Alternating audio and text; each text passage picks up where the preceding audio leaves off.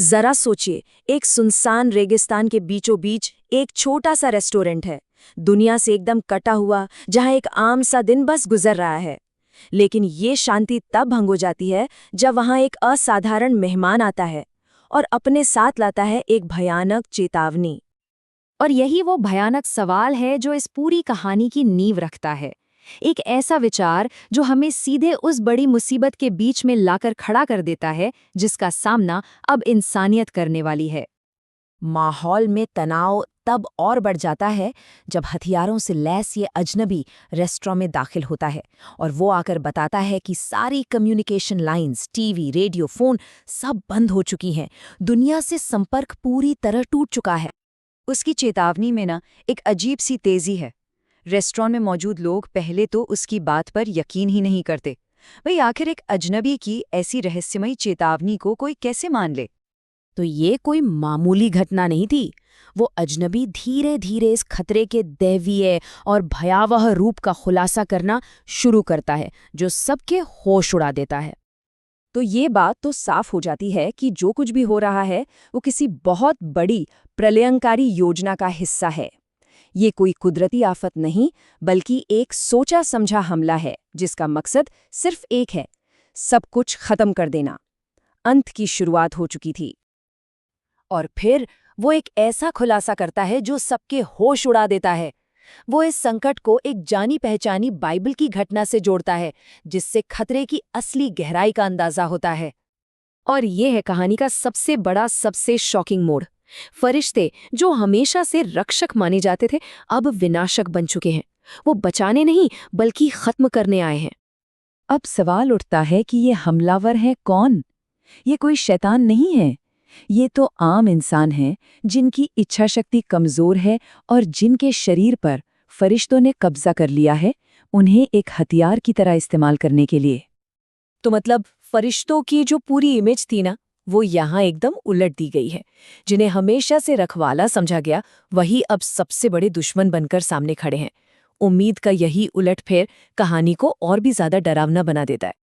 ये एक छोटा सा कॉन्वर्सेशन, एक डायलॉग पूरी तरह से बता देता है कि इंसानियत को उसके बनाने वाले ने बिल्कुल अकेला छोड़ दिया है।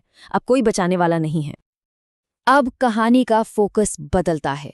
अब ये लड़ाई सिर्फ जिंदा रहने की नहीं है, बल्कि किसी खास को बचाने की है। एक ऐसी जान जिस पर सब कुछ टिका है। सोचकर देखिए, पूरी इंसानियत का भविष्य अब सिर्फ एक जिंदगी पर टिका है। अरबों लोगों की किस्मत एक अजन्मे बच्चे के हाथों में। बस एक मिशन अब बिल्कुल साफ है।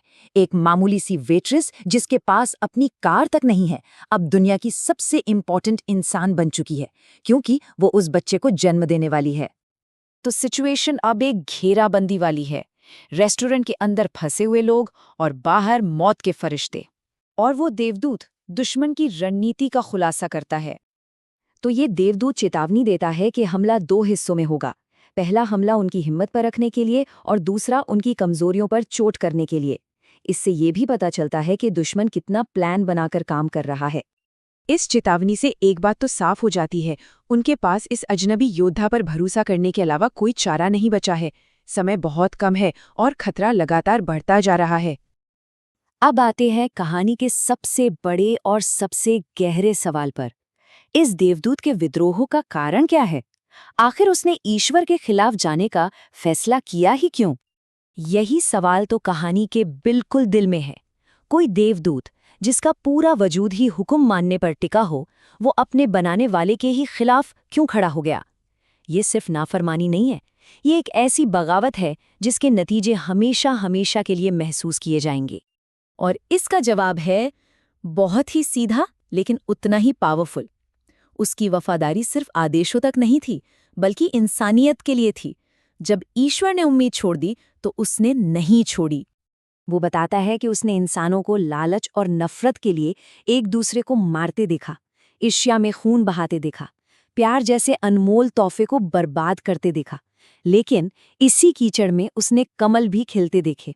उसने ऐसे लोग भी देखे जो हर हाल में बुराई के आगे झुकने से इनकार कर देते हैं, जो बिना किसी उम्मीद के भी लड़ना नहीं छोड़ते।